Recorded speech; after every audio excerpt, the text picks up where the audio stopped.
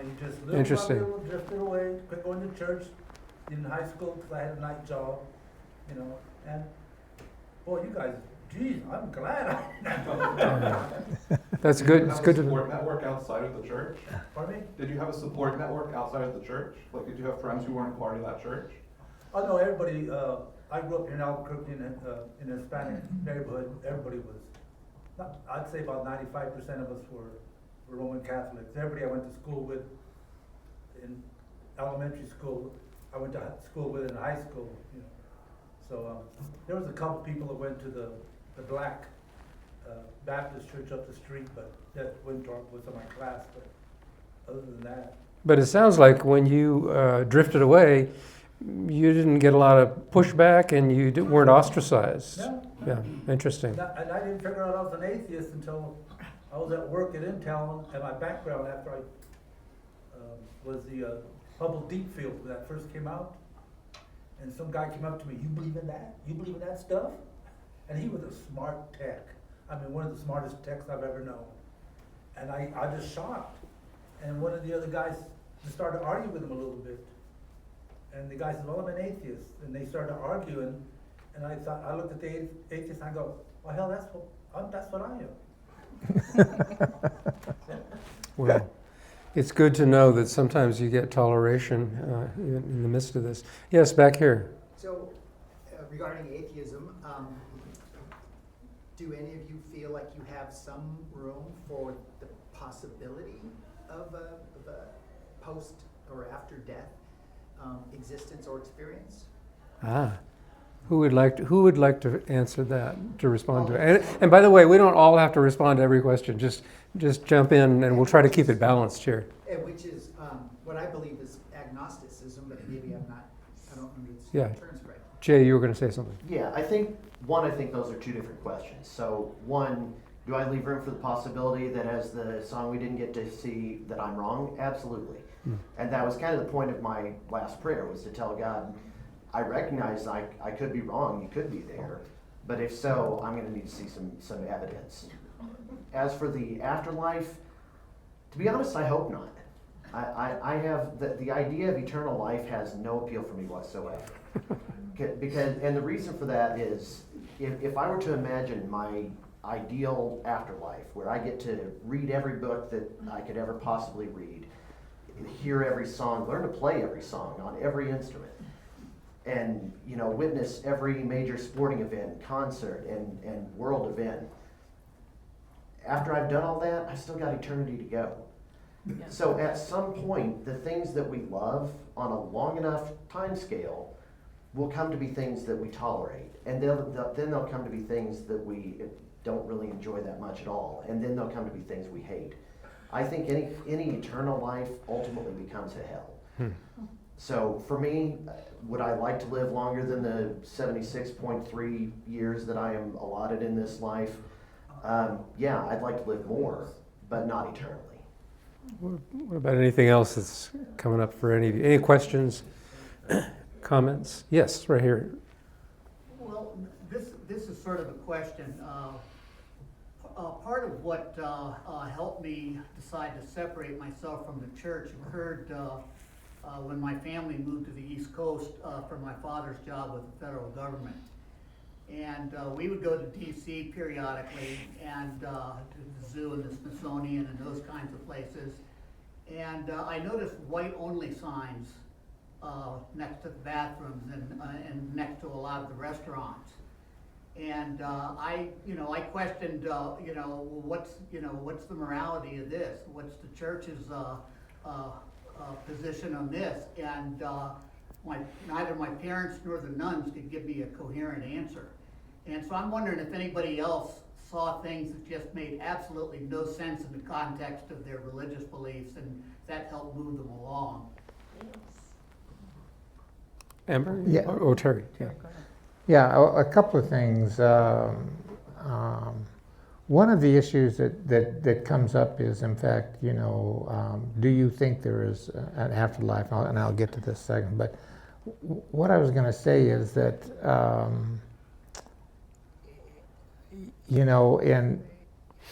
in my seeking of being a good human, could I be spiritual and be an atheist? And I found that I indeed am very spiritual. My brain is spiritual. I have a highly sensitive personality. I tend to weep at things very easily. I have great empathy for people. I try to understand the opposite position. I just have a lot of good feelings.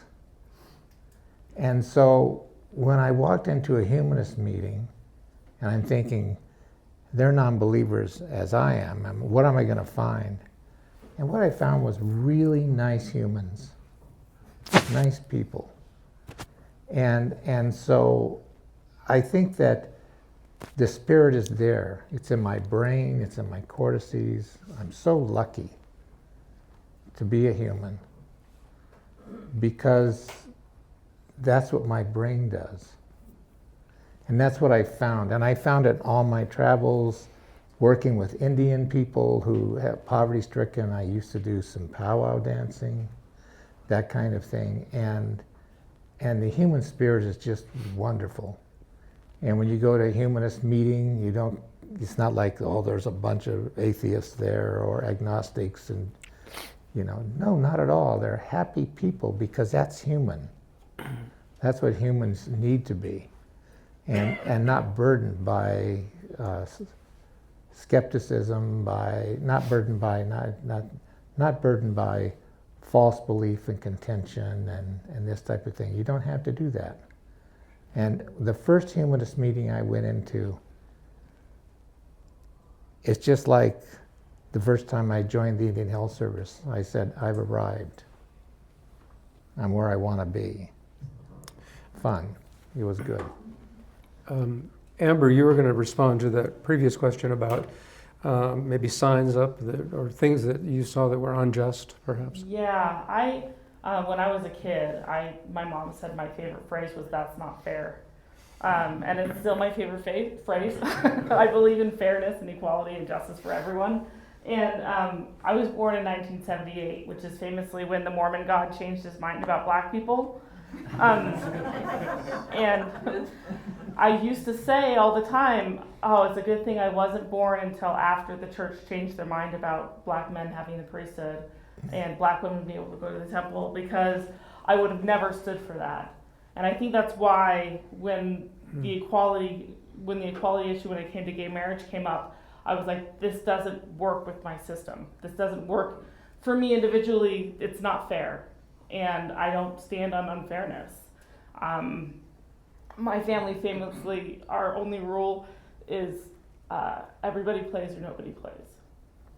And that's really, really what it comes down to for me when it comes to like anything religiously based or anything humanly based. It should be everybody plays or nobody plays. And so that's, for me, was that friction within the church that caused me to at least look at what was going on around me and being willing to leave. Yeah. Our Chicago Bull here had a question earlier. Go ahead. What was on your mind? I have a question for Jay. I don't know. I hope this isn't too esoteric. I've never met someone from the Church of Christ before. Like everyone except you on the panel, I have spent time in Mormonism. Okay. And growing up in Mormonism, one of the very silly arguments that they make about why our church is true that made sense at the time is, oh, look at all these other churches that pretend to worship Jesus, but they're not even named after Jesus. We're the Church of Jesus Christ of Latter-day Saints. We're the only church that's named after Jesus. Obviously, we're the real church. You're from the Church of Christ. Did you get that same bullshit argument in your church? Absolutely. I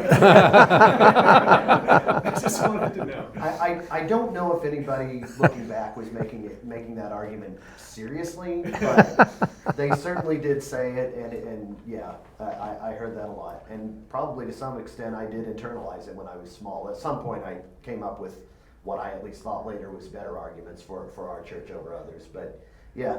Okay. Back over here, yes. Yeah, I think my question is for Jay. My husband spent 8 years in the military. You know, we have USAA insurance and all that Me too. crap. Yeah. But I'm wondering, how is it the U.S. military became so religious? I mean, that's what we were surrounded by. We were stationed overseas, and it's the same. Like, you're not part of that club because why is it the US military is so full of Christians? So that is a long and complicated story. I think that to make it as simple as possible, when the military was established in 1775, chaplains were one of the most important parts of the military. They were automatically made officers. They didn't have to go through basic. Like, they were automatically put in basically the same position as doctors, surgeons.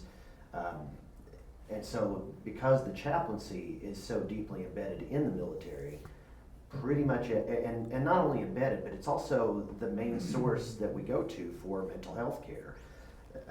You know, when I had my breakdown, when I was suicidal, they didn't send me to a psychiatrist, at least not right away. They sent me to the chaplain. And this was even after I had made it very clear that I don't believe in God. In fact, I sat in the chaplain's office, and when he asked me what he could do for me, I said, honestly, probably nothing, because you and I are coming from two very different places. And I told him I was an atheist, so this is when we started having Velcro patches on our uniform. And the chaplain ripped the cross off his jacket and tossed it over his shoulder and said, now I'm just a soldier, let's talk. And that was one of the best chaplains I ever had. I actually always had a very close relationship with the chaplains. But I think that is the biggest reason why it's so embedded. Any military is going to be conservative in nature, not small c conservative, not like politically conservative. And so just by virtue of the type of people that they attract, they tend to be more conservative, and they tend to stick to, you know, what has worked for them in the past. They tend to be less likely to question things because you don't want soldiers questioning things. And so they kind of just accept what is, or what has always been fed to them. It goes a lot deeper than that, but that's, I don't want to take up too much time That's on it. interesting. But that's been my experience. That's interesting, yeah. Who else? Yes, over here.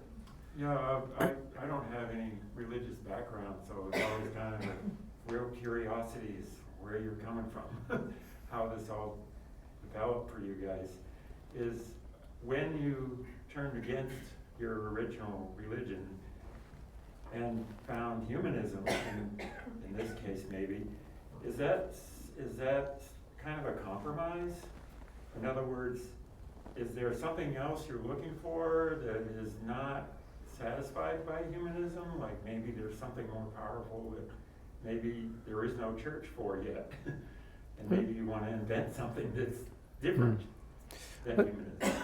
Let's find a response from somebody who hasn't had a chance to speak in the last few minutes. I don't know whether Amber or we want to speak, or...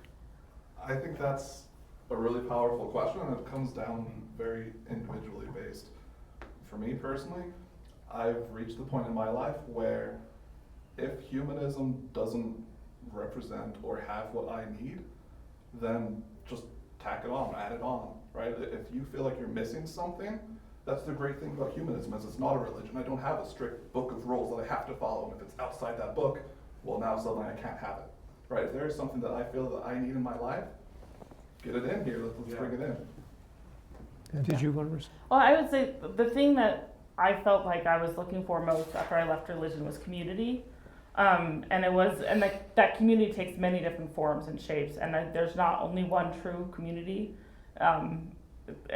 which is how the church was presented to me, is that there's the one true church. And so it's like Spencer's saying, like, I find community in lots of places. I find community with the Humanists, I find community with the ex-Mormons of Albuquerque, I find community with my friends and family, I find community with the places I volunteer.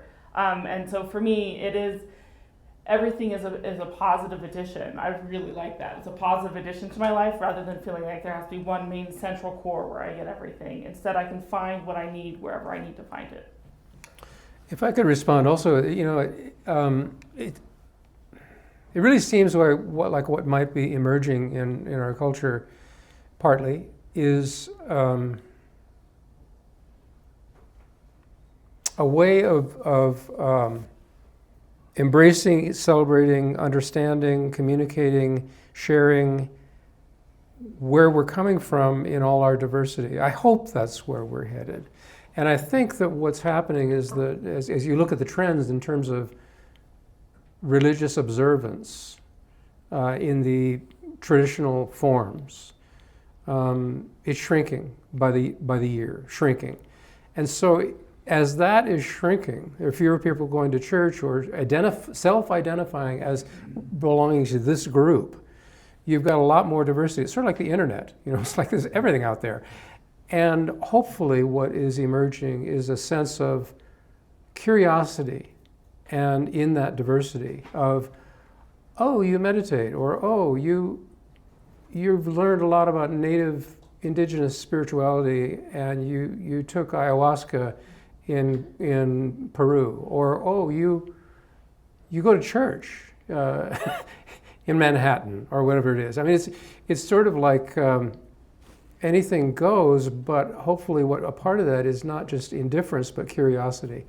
And it's a new kind of approach to religion and spirituality that I think is still emerging. We don't know yet. Sounds like it's the flexibility is the big plus. Yeah. What you guys are saying. Yeah, keep your mind alive. It's fun. Yeah, back here, two people. First you and then Jim. Yeah. I grew up in Puerto Rico, Catholic. It take a whole hour to describe what that means there, where most people don't go to church. And then I came to the U.S. as a teenager. And when I was in Puerto Rico, if you kiss, it was a mortal sin. Then I come to the U.S. and kissing is not sin.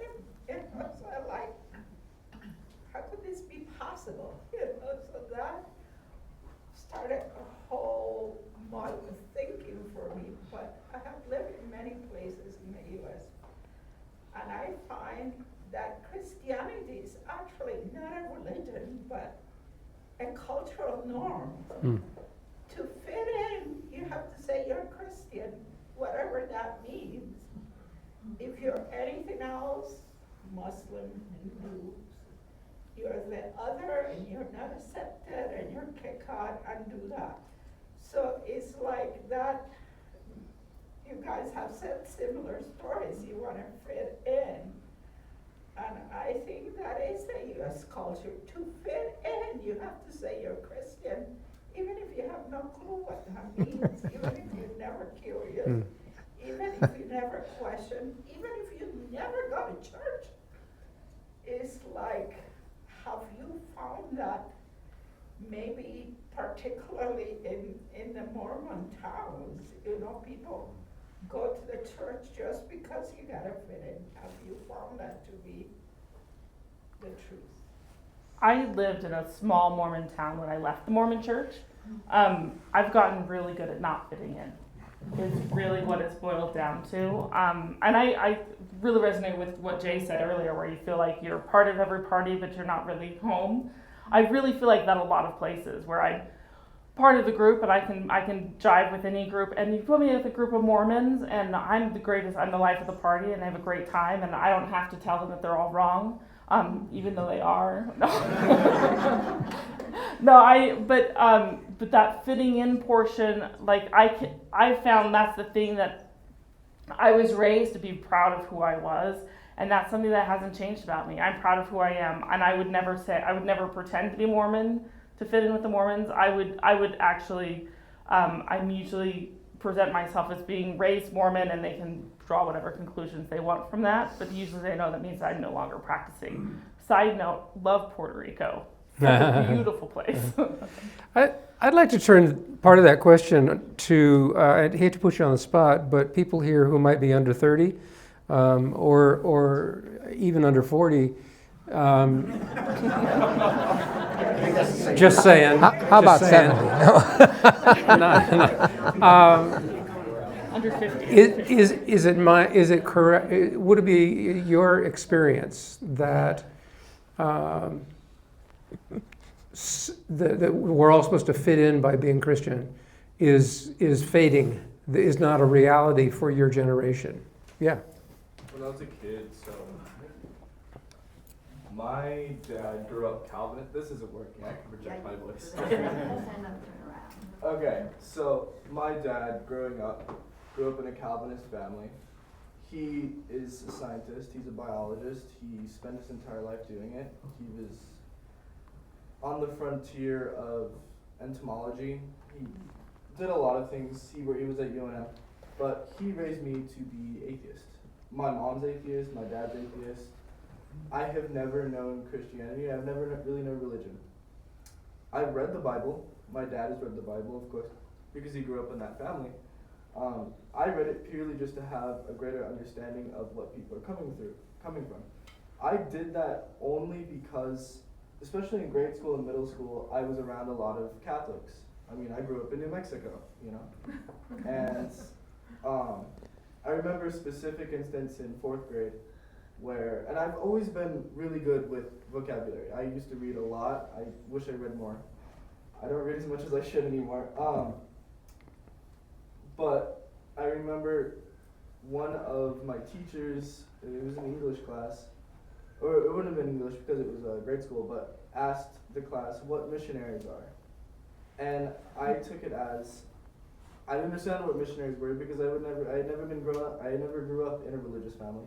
And I said what I saw was a literal meeting of somebody who's on a mission, and I was laughed at because what they were trying to get at was something religious. And I never understood that, and it made me angry because I got laughed at. I didn't understand why I was being laughed at and why I was being seen as different from these people, even though I never had a chance to learn what they learned. So I guess in that way, I think as I look around my peers, people who are my age, a lot of us are atheists. Mm-hmm. A lot of us are agnostic. Like my best friend is agnostic. I know a lot of atheists. We are all growing up in a way of, we're questioning what's around us, and it's not as big of a thing anymore to be religious, at least from what I've seen. And I'm in different communities. Or to not be religious either. To not be religious, yeah. Yeah. So that's just my take. Well, and the numbers bear that out. They're just the people who don't identify as religious in various ways. One more chance for those who are younger here. What's your experience of your peers in terms of the norm of being religious? For context, I am Amber's child. So I was kind of Mormon, but we left the church when I was really young. So I remember some of it, not a lot of it, because I was 8. But growing up not being religious, but knowing vaguely enough about religion to know what it is, it was weird at first when I was younger. I'm a kid, I don't know why. I didn't understand why we weren't going to church anymore, but some of my friends still were, and why that was okay, it doesn't matter too much. The answer is because we're kids, it doesn't matter. But getting older, I realized kind of what that difference meant between me and my peers, that I wasn't religious, but they are, and sometimes that's okay. And sometimes people really don't want to be friends with you because you're not religious, of any religion, not even that you just don't share their religion. But now it feels less of like kind of a splitting factor for people, especially within my generation. It is more just a kind of, this is something about me, and that's okay if you don't share. It's more of just an identifier than a whole identity. Interesting. Interesting. I feel like people now are more accepting of other people being either different religions or not religious at all, and just coming to differences with that between their peers, than it being a whole thing about it. Yeah. I have a follow-up question. Yes, and yeah, go ahead. Do you feel like that's a difference in where we live now versus where we lived before, or do you feel like it's a difference because you're older? Or society's changed? That's a good question. I don't remember a lot from when we were living in Utah. We moved from Utah when I was still pretty young. I do remember some people didn't want to be, some of my friends who I had kind of stopped being friends with me, but I don't know if that's because they wanted to stop being friends with me. Again, we were 8. Or if it's because their parents wanted us to stop being friends, so we weren't allowed to hang out together. Mm-hmm. But since moving, I feel like when we left Utah, it was not as big of an issue. We moved to a very less religious state, but still pretty religious. And then we moved here. But I do think it is more of a factor of growing up. Talking to my peers now, a lot of them grew up religious and are either no longer religious, but their family still is, or they're still kind of religious, but they don't really practice that religion. They still identify with that religion, but they don't really practice, they don't pray, they don't go to church, but they still believe in a lot of the things that the community that religion brings, I guess. Thank you. I wanted to get a chance to have a diversity of questions or point of view, and Jim, you had something some time ago. Just this, I wanted to say, it seems to me that it's common to hear people say, I'm not religious, but I am spiritual. Yeah. So I wanted to have you all respond. First of all, is that a common thing that you hear, and how do you interpret that? Yeah, that's my viewpoint. You know, What does it mean? yeah, and I think what it means is, in my travels, Native American, Africa, working with tribal villages and their own belief system, they were all highly spiritual people. And I began to realize that hominids are highly spiritual. In fact, I even went as far as spending a week studying gorillas, and I also spent a week looking at elephants. And I realized that you know, we've evolved almost. There's a certain senescence in all life, and I think humans have that, whether they're whatever they are. And sometimes it comes out into a religious belief, but spirituality is almost always present. There's some neurologic disorders where it's not present, but that's rarer. And so when you talk about, for example, the thought is that, you know, if you're an atheist, well, how could you be spiritual? I mean, everything is just science and reason. But no, that's not our brains. Our brains are expansive. We feel. We reach out. We can get hurt. You know, and it's okay. It's okay to understand that. It's okay to be spiritual. Doesn't mean, though, that you believe in something that does not exist. It doesn't mean you have to be pushed into a position where you know you're wrong, but you want to belong. And what I would say is that, say you have doubts about God, realize you can be very spiritual, because, frankly, what I believe is that God's right up here. And I think it's great. And it doesn't make me any better than anybody else, because everybody has good brains. And we're all very spiritual. We can be moved. We can be turned on and off and whatever. It's not a godly thing. It's in our brain. And of course, there are people in religious environments that are spiritual and people that are not, who are in religious environments. Yeah. And there are people outside of religions that are spiritual, and there are those that are not. So it's an interesting distinction. For me, it has something to do with mystery and not relying entirely on science and reason. It's a big world. It's a big universe. It's a big life.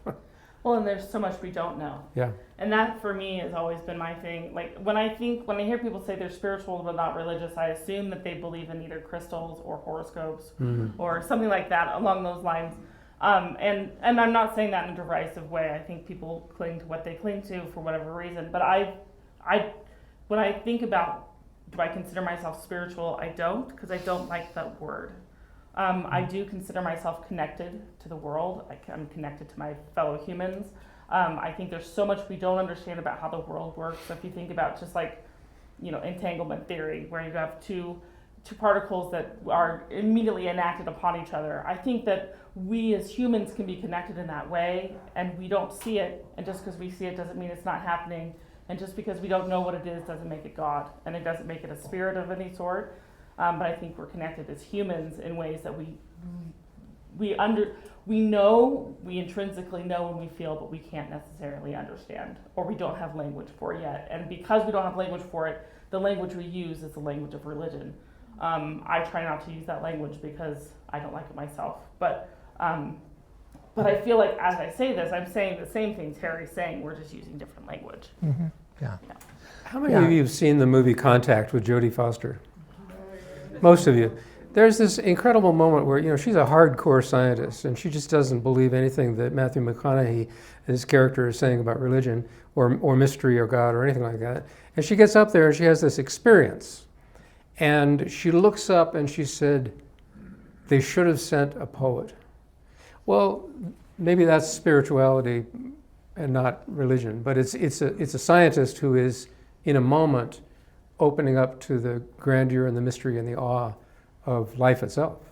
You look like you're about to say something. I do. Yeah. Well, I'm with Amber. I don't like the word spirituality. When I was in the Army, we took we did a thing every year that measures your mental health, your family life balance, work life balance, and all that. And every year, even after I became an atheist, I always scored by far the highest in the spirituality category. And I used to get so upset about that. But what one of my Christian friends explained to me, that what it really comes down to is just, as she said, awe.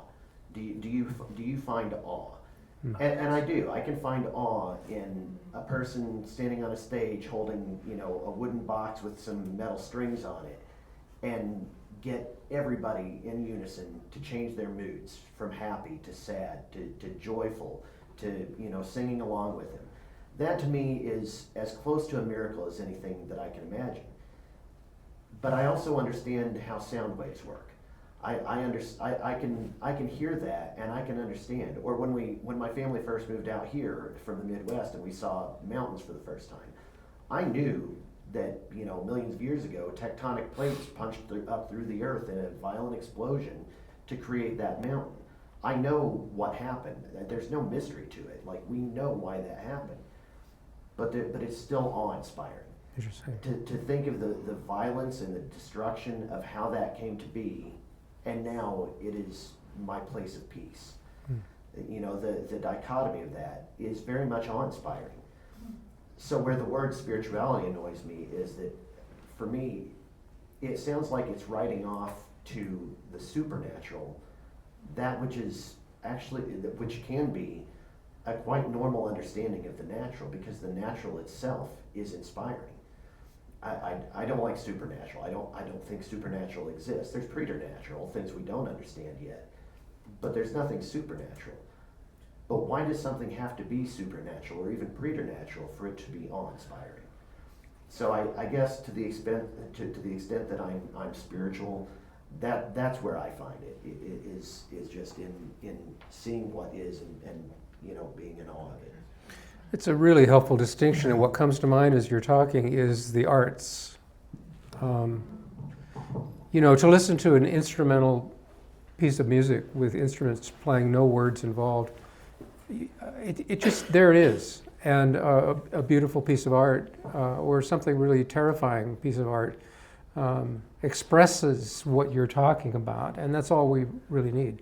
And that, I'm with you, I'd rather delete the word spiritual from the lexicon myself too, because what it has come to mean is sort of meaningless. Any other different questions that are sort of different on a different topic? Yeah, right here. One second. Before I want to get to some other questions. Yeah, go ahead. For anyone to answer, how did you expect your life to turn out once you left the church, and do you ever reflect back on that time and think about how your life has changed, why it's different?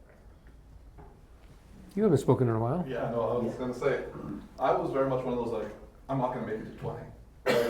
I figured might as well live my little truth while I can, because I'm not gonna make good choices. Bad things are gonna happen to me. Might as well embrace that and just be myself while I can. I'm sorry. I'm gonna let someone else take over. I was gonna start crying. So your question, if I can clarify, is that's fine. It's fine. Your question is really, it sounds like, what did you expect was going to happen? What did happen once you left? Is that what you're asking? What were you expecting from your life, like moving forward? Uh-huh. How did you think your life was going to turn out? And do you reflect back on that and think about what actually changed? As a result of not being religious. Yeah, I can. Okay, go ahead, Yeah, Jerry. I felt free. I felt so wonderful. I really felt that I was able to exist and understand and not hide anything, not have to say ritual. I could really look at the awe in the world and look at empathy and feelings and realize how good it was, and that no one was really totally wrong, including even the most abject religious person. It's okay, because it's okay with me. And we were talking about awe, but I was having a difficult discussion several years ago with somebody who was just totally appalled at the Big Bang Theory, and was just giving me all kinds of grief on the Big Bang Theory, and so I responded by saying, did you know that, one, there's no evidence refuting the Big Bang Theory, but in fact there might be parallel universes. There may have been more than one Big Bang. And Matt laughed, and this guy just gets quiet. He said, I can't believe it. But the whole thing is, that's awesome to me. That turns my mind on, thinking about that. So much fun. And I'm free to do it. That's great. Did you want to say something? Well, I was going to say, I was told that if I left the church, that my life would fall apart. And I was pretty sure that was going to happen. And that the world would be dark and gray and a scary place. And because I've been taught my entire life, the phrase that was used was to be in the world but not of the world. So you would exist in the world, but you would not get into any of the messes that the world had for you. And I found that since leaving, what happened was that the world was Technicolor. It was a beautiful place. Oh gosh, full of beautiful people. And that I could get into all of the messes. And all of the messes were beautiful because they all involved people and experiences and nature and the world. And it was a wonderful, wonderful place. And so in fact, what I learned was that what I was afraid was going to happen was in fact the opposite. That my world was so small when I was in the church. It was so small and so confined and so black and white that it didn't allow you to explore and to have those experiences. And so once I was able to leave, I was able to see the world in a completely different light. And in fact, that's, if anything, I feel for the people who are still in the church, is I feel sadness that they don't get to experience that. At least not the way that I lived within the religion I was in. And that's the only reason I want them to leave. Like, there's so much sadness and grief and sorrow and trauma when you do leave. But the other side of that is so beautiful and magical that it's worth it. It's worth every moment of it. It's time for us to conclude, and I just want to respond 1 second. I think that's a beautiful place to conclude for us today.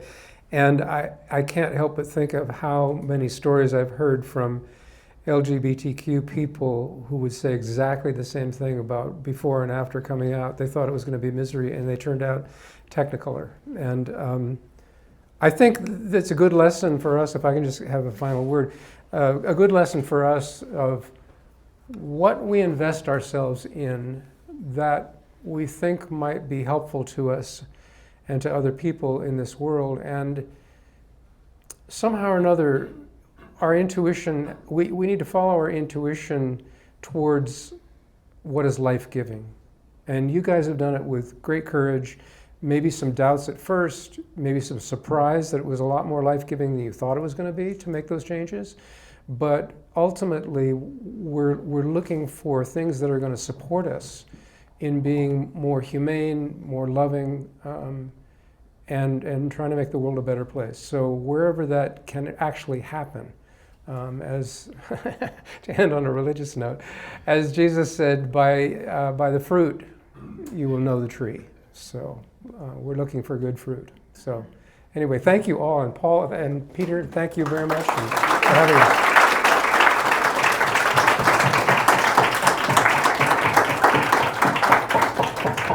Jay, Amber, Terry, thanks for sharing so much, and Brian.